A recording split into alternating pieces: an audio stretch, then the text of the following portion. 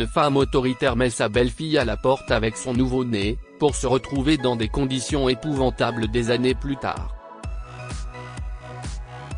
Abby et Jonathan étaient mariés depuis 3 ans lorsqu'ils ont accueilli leur fils, Timothy. Ils vivaient à Austin, au Texas, chez la mère de Jonathan, Madame Norris, qui n'était pas la pire à tout point de vue, mais pas la meilleure non plus. Le problème de Madame Norris est qu'elle veut tout contrôler, surtout la vie de Jonathan. À son grand soulagement, elle réussit toujours, car Jonathan est un fils à maman qui ne va jamais à son rencontre. Cependant, les choses ont commencé à changer lorsqu'Abby est entrée dans la vie de Jonathan. Il commence à lui consacrer un pourcentage important de son attention, ce qui fait croire à Madame Norris qu'Abby l'éloigne d'elle. Abby finit par avoir l'impression que Madame Norris la méprise, et elle conseille à Jonathan de déménager. Mais il refuse poliment, en disant « Oh chérie, allez. Tu sais comment est maman. Elle peut sembler dure à l'extérieur, mais elle est douce à l'intérieur. Elle t'adore autant qu'elle m'adore. » Mais Abby savait que ce n'était pas le cas, et ses pires craintes se sont avérées vraies un jour. « Dégage de chez moi avec ce bébé », a crié Madame Norris à Abby alors qu'elle et Jonathan revenaient de l'hôpital après la naissance de Timothy. Elle n'est même pas allée à l'hôpital pour l'accouchement, car elle méprisait Abby. Et une fois Abby à la maison, elle avait déjà un plan brillant pour se débarrasser de sa pathétique belle-fille. Madame Norris, que se passe-t-il ? Abby la regarde fixement, déconcertée. Elle ne comprenait pas pourquoi cette femme lui disait une chose pareille. « Qu'est-ce ce qui me prend ?» rétorque-t-elle. « Ce garçon n'est pas le sang de mon fils. Il ne ressemble en rien à mon fils », a-t-elle menti en hurlant à plein poumon. Madame Norris, a répondu Abby en hurlant, les larmes aux yeux. « Comment pouvez-vous dire une telle chose ? Si est-il votre petit-fils ? » « Jonathan, dit-elle en se tournant vers son mari. Pourquoi tu ne dis rien ? Tu sais qu'il est. » Avant qu'Abby ne puisse terminer, Madame Norris lui a coupé la parole. « Arrête d'envoûter mon fils avec tes larmes de crocodile. Tu as déjà gâché sa vie.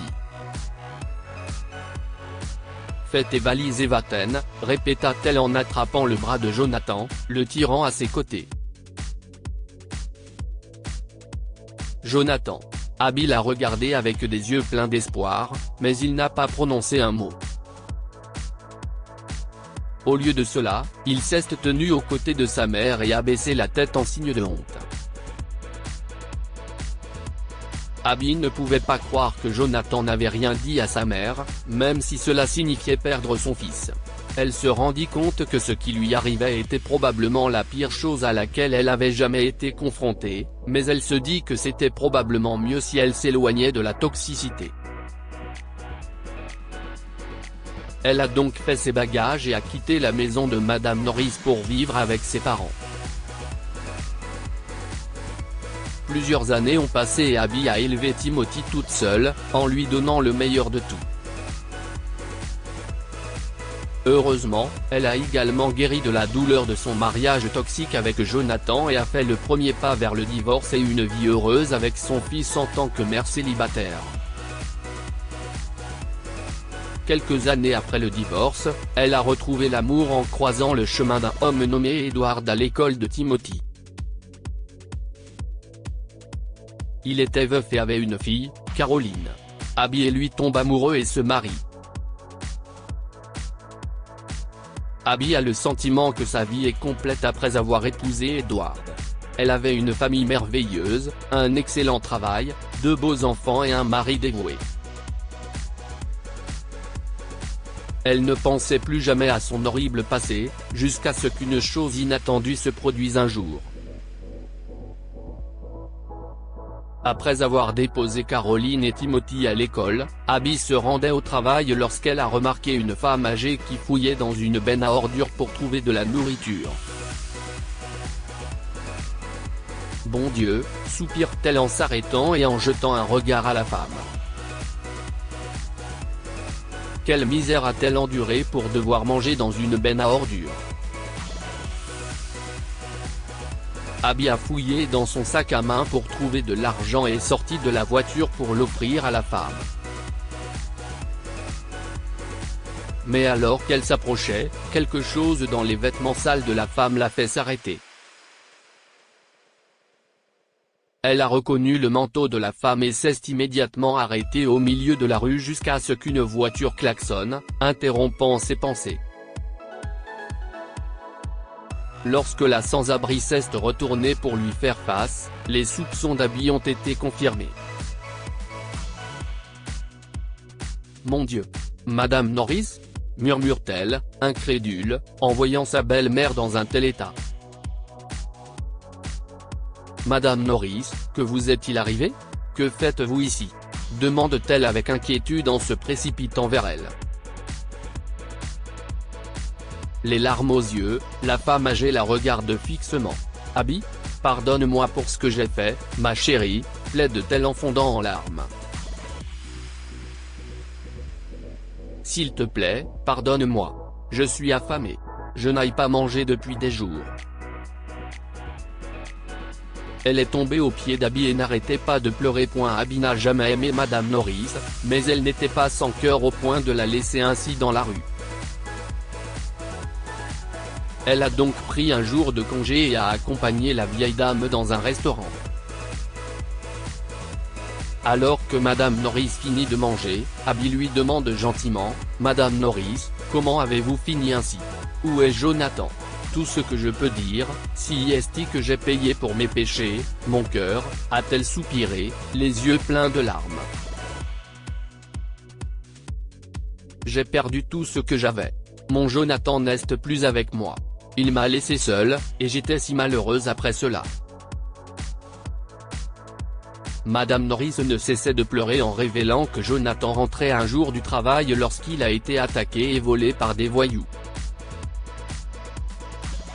Il a essayé de se défendre, mais il a finalement succombé à ses blessures et est mort avant d'atteindre l'hôpital. Après ce terrible accident, Madame Norris a presque perdu la raison. Chaque nuit, elle restait assise pendant des heures sur le lit de son fils, serrant ses affaires et pleurant. Elle ne voulait rien faire et ne voulait interagir avec personne. Elle a fini par renoncer à la vie et a commencé à errer dans les rues. « J'ai toujours la maison, mais elle est si vide sans lui. Ça me revient en pleine figure quand j'y retourne. Je n'ai pas envie d'y être.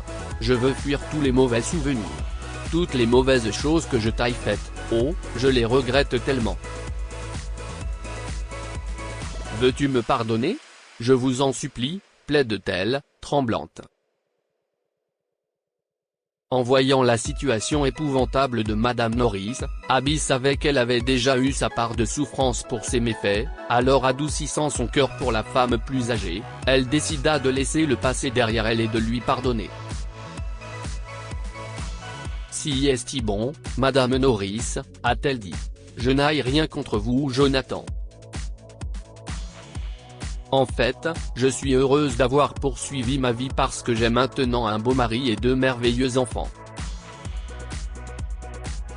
Madame Norris est surprise. « Tu t'es remariée? » « Oui. Et je suis très heureuse de ma vie maintenant, » répond Abby en souriant. Madame Norris a ressenti une pointe de jalousie, et elle a baissé la tête de honte. Mais Abby lui a pardonné et a décidé de l'aider. Elle a donc commencé à lui rendre visite chez elle et à l'aider de temps en temps.